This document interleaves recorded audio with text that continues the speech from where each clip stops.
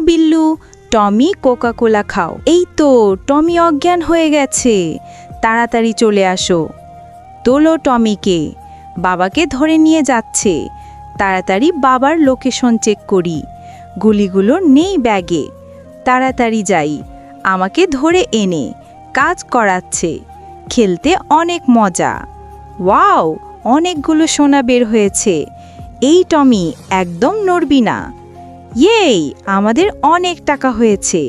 তাড়াতাড়ি যাই। আল্লাহ, বিল্লু আসছে। আমার বাবা কই বল?